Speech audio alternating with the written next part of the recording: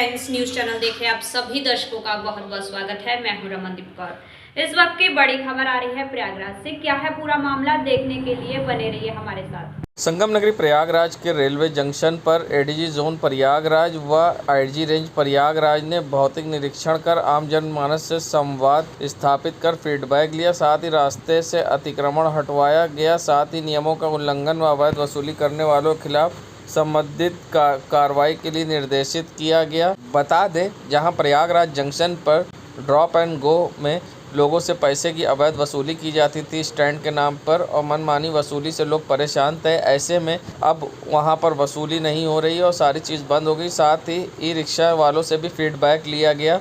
ADG zone Prayagraj की मौजूदगी में यहाँ पर फीडबैक लिया गया तो ई रिक्शे वालों का कहना था कि अब उनसे कोई अवैध वसूली नहीं होती। वो अब अंदर तक आते हैं और सवारी को छोड़कर चले जाते हैं। अब उनको परेशानी का सामना नहीं करना पड़ता और अब किसी को पैसा नहीं देना पड़ता। ये सुनाते हैं क्या कुछ कहना है यहाँ पर ई रिक्शा चालकों का भी। यहाँ पर गुंडा तरीके से पैसा लेते थे, अब यहाँ पर ऐसा कोई काम नहीं हो रहा है। आप आइए स्टेशन के अंदर तक सवारी उतारिए, कोई यहाँ चार्ज नहीं लग रहा है। पहले हमें यहाँ स्टेशन अंदर आने में बहुत दिक्कत हुई थी और लोग पैसे भी लिया करते थे, फिर हम लोग नहीं आने पाते थे। अब आप लोगों की मदद सर हम यहाँ पे आ रहे हैं, बहुत बहुत धन्यवाद है सर। अब आप 1 रुपया नहीं लेके अब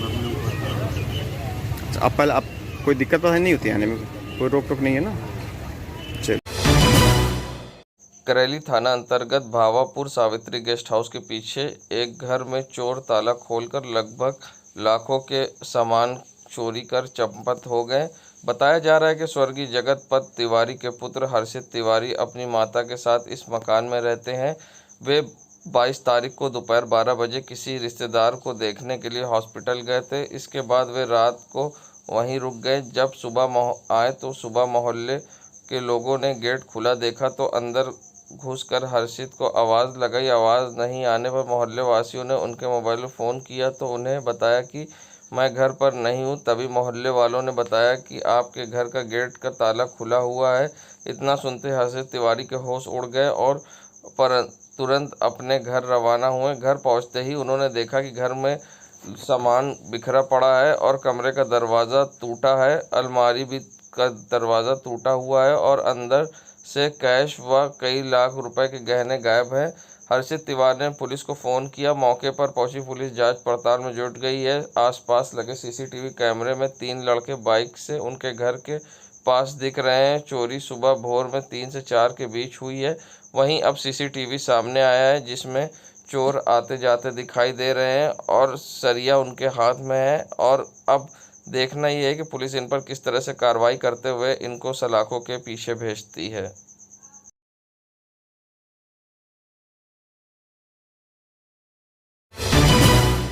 संगम नगरी प्रयागराज के 836 खल्लासी लाइन कीटगंज के घर के सामने से बनी नाली के ऊपर से लगाई गई लोहे की 8 फीट की जाली चोरों द्वारा रात में उखाड़ ले गए।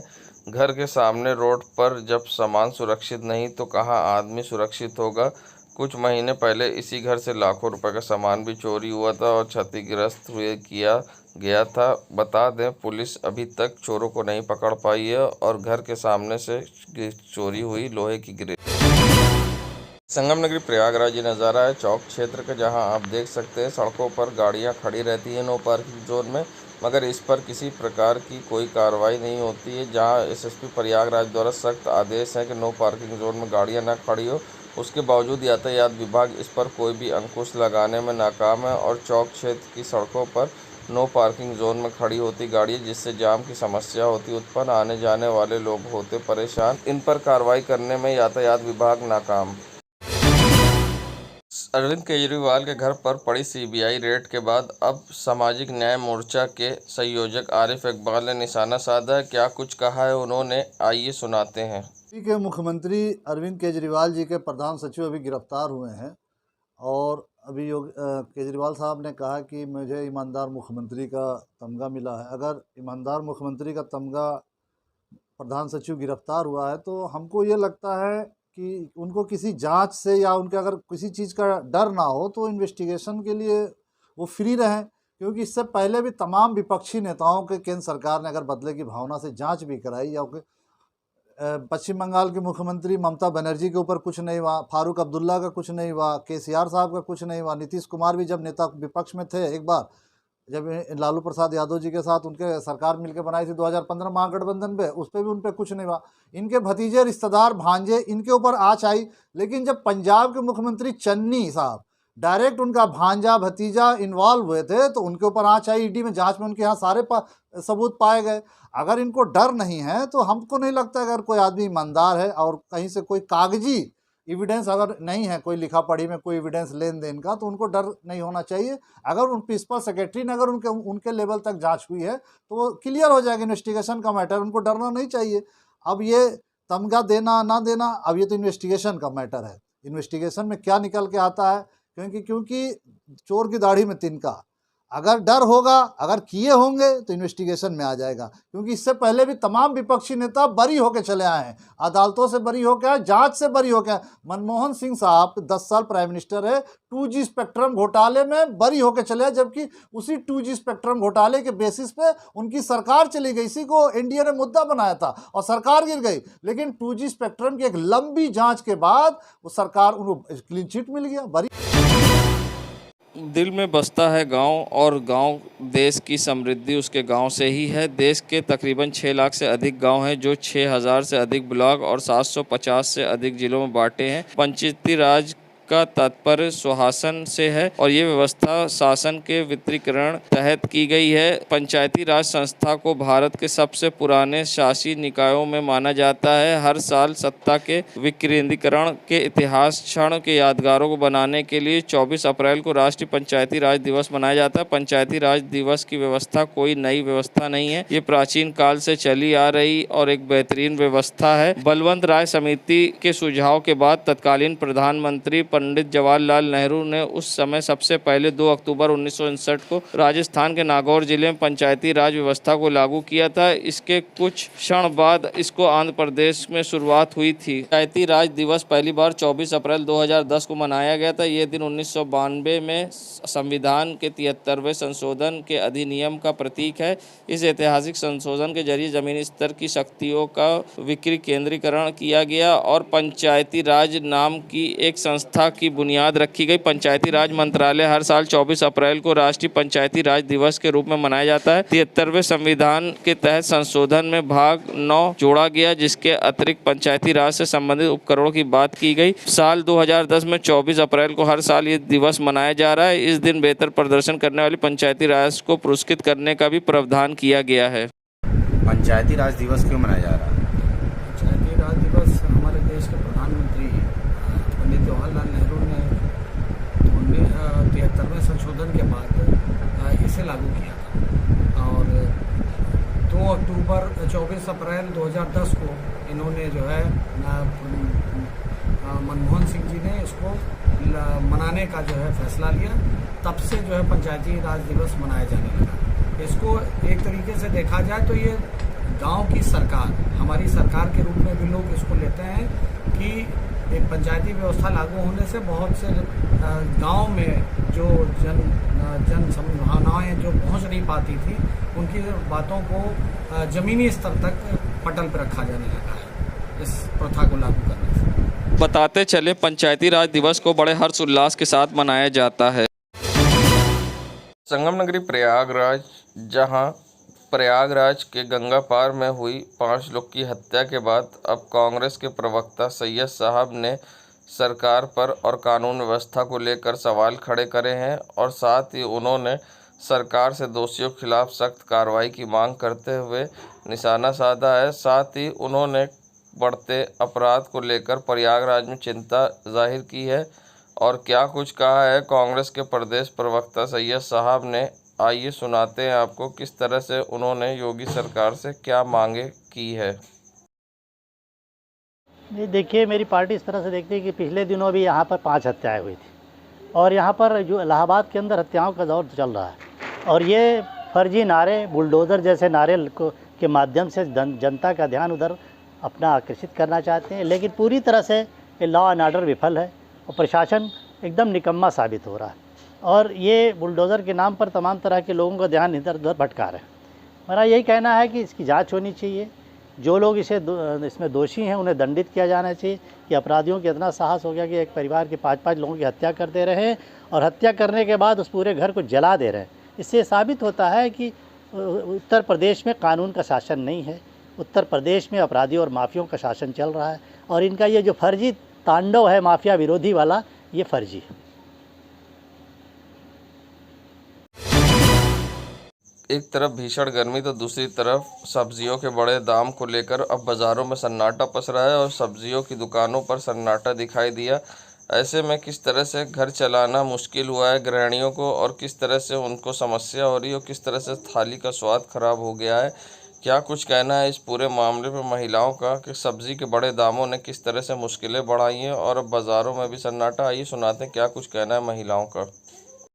सब्जियों के दाम बढ़ रहे हैं, इस पर आपको क्या कहना है? बहुत ज्यादा सब्जियों के दाम बढ़ गए, कैसे अपना घर चलाए, कैसे किचन चले। करेले के दाम इतना ज्यादा बढ़ गया, नींबू इतना बढ़ गया, हर चीजों के दाम आसमान छू रहे हैं ना। सिलेंडर इतना महंगा है और रिफाइन महंगा है, सरसों का तेल महंगा है। किस चीज से गरीब आदमी कैसे अपना पेट पाले, कैसे बच्चों को पाले, कोई इस पे कोई ध्यान नहीं दे रहा। कोई नेता भी नहीं तवज्जो दे रहा, बस हिंदू मुसलमान हो रहा है। मस्जिद मंदिर पे लड़ाई हो रही है और महंगाई पे तो कोई गौर नहीं कर रहा है, किसी गरीब की तरफ कोई देख नहीं रहा है। हाँ, एक आम गृहिणी के तौर पे देखें तो हम लोगों को दिक्कतें तो हो रही हैं, बिल्कुल ये सही है। सिलेंडरों के दाम बढ़े हुए हैं। मानती हूँ कि कुछ सब्जियाँ सस्ती भी हैं, लेकिन एक आम घरों में आम गृहिणी को देखें तो अगर सिर्फ टमाटर सस्ता है तो हम हर दिन हर वक्त सिर्फ टमाटर खिला के काम नहीं चला सकते।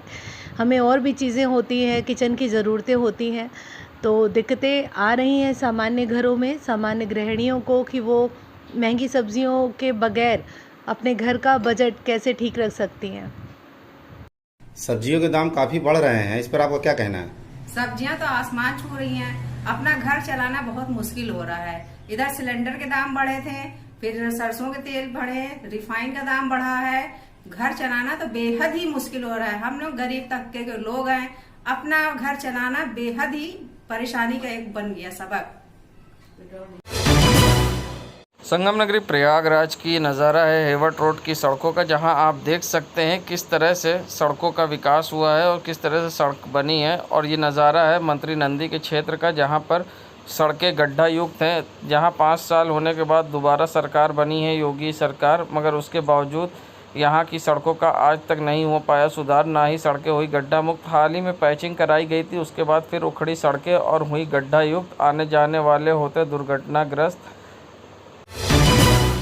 संगम नगरी प्रयागराज की शाहगंज पुलिस को मिली बड़ी कामयाबी, जहां शाहगंज पुलिस ने 2 अभियुक्तों को किया गिरफ्तार। बता दें प्रयागराज एसएसपी अजय कुमार द्वारा अपराधियों के खिलाफ चलाए जा रहे अभियान में एसपी सिटी दिनेश कुमार सिंह व सीओ फर्स्ट सत्येंद्र तिवारी के निर्देशन पर शाहगंज थाना प्रभारी ने मुखबिर की सूचना पर हरीश चंद पवन कुमार को किया गिरफ्तार। इनके खिलाफ गंभीर धाराओं में अब पुलिस मामला दर्ज कर न्यायालय में भेज रही जेल। संगम नगरी प्रयागराज के ये रेलवे जंक्शन का नज़ारा है, जहां प्लेटफॉर्म नंबर 5 पर आप देख सकते हैं ना ही किसी के चेहरे पे मास्क है और ना ही अब कोरोना खौफ, जहां केंद्र सरकार ने 5 राज्यों को पत्र लिखकर अलर्ट घोषित किया है बढ़ते कोरोना को देखते हुए। उसके बावजूद प्रयागराज जंक्शन पर लोग मास्क का प्रयोग नहीं कर रहे हैं। 1-2 लोग के सिवा किसी के चेहरे पर मास्क नहीं दिखाई दिया। लोग दूसरे शहरों से प्रयागराज आ रहे हैं ट्रेन से, मगर इनको कोरोना गाइडलाइन का पालन नहीं कराया जा रहा। दिल्ली के जहांगीरपुरी में पटरी दुकानदारों पर बुलडोजर चलाने के विरोध में नेशनल हॉकर फेडरेशन, आज़ाद वेंडर यूनियन के लोगों ने सड़कों पर उतरकर सरकार के खिलाफ विरोध प्रदर्शन किया। साथ ही केंद्र सरकार द्वारा बुलडोजर चलवाने को लेकर अब लोग नाराज़गी जता रहे हैं। साथ ही उनका कहना है कि जिस तरह सरकार ने उनको लाइसेंस दिया उसके बाद उनकी दुकान पर बुलडोज़र चलवाया गया जहांगीरपुरी में, ये गलत है। क्या कुछ कहना था, आइए सुनाते हैं आपको। आज नेशनल हॉकर फेडरेशन और आज़ाद हॉकर स्ट्रीट वेंडर यूनियन ने दिल्ली जहांगीरपुरी में जो वैध पटरी दुकानदार जिनको सरकार द्वारा वेंडिंग का लाइसेंस और सर्टिफिकेट दोनों दिया गया और उनको अपनी अपनी जगह पर रोजगार कर रहे थे कई वर्षों से, उनको अतिक्रमण कार्रवाई में उनको तोड़ दिया। उसके विरोध प्रदर्शन में आज पूरे भारतवर्ष में हम लोगों ने ये एक प्रदर्शन, विरोध प्रदर्शन किया है। साथ ही हम लोगों ने आज ये सरकार को ये भी बताने के लिए चेतावनी दी है कि हम सुप्रीम कोर्ट अपने हक और अधिकार को, जो गलत तरीके से, अवैध तरीके से बुलडोजर का इस्तेमाल गरीबों पे, बेगुनाहों पे जो लगातार सरकार कर रही, इसके खिलाफ हम सड़क से सदन तक की लड़ाई भी लड़ेंगे और सुप्रीम कोर्ट भी जाएंगे और ये आंदोलन अब रुकने वाला नहीं है। परिचय बता दें। मैं रविशंकर द्विवेदी, प्रदेश महामंत्री, नेशनल हॉकी फेडरेशन। संगम नगरी प्रयागराज के कीटगंज में स्वतंत्रता सेनानियों की याद में राष्ट्रीय काव्य गुलाल कवि सम्मेलन का आयोजन किया गया, जिसमें सर्प मित्र अंकित टार्जन को सम्मानित किया गया। जीवों की रक्षा करने के लिए अंकित टार्जन को कैबिनेट मंत्री नंद गोपाल गुप्ता नंदी के माध्यम से शील्ड और शाल पहनाकर अंकित का सम्मान किया गया, जिसमें प्रदेश भर के कवियों ने भी भाग लिया। अंकित टार्जन को अक्सर अपने रेस्क्यू को लेकर चर्चा में रहते थे, जिसको लेकर आज उनको सम्मानित किया गया।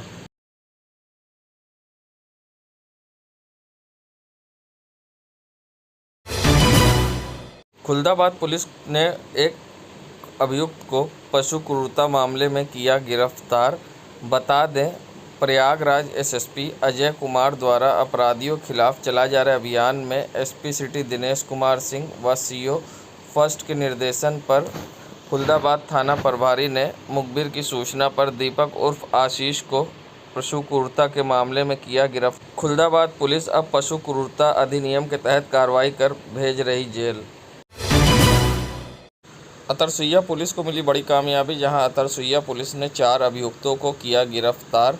बता दें, प्रयागराज एसएसपी अजय कुमार द्वारा अपराधियों के खिलाफ चलाए जा रहे अभियान में एसपी सिटी दिनेश कुमार सिंह व सीओ 3 के निर्देशन पर अतरसुइया थाना प्रभारी ने मुखबिर की सूचना पर 4 अभियुक्तों को किया गिरफ्तार। अब पुलिस अंकित, अमित, आनंद, अनिल के खिलाफ विधिक कार्रवाई कर न्यायालय में पेश कर भेज रही जेल। देश दुनिया की खबरों के लिए world media times news channel को सब्सक्राइब करें।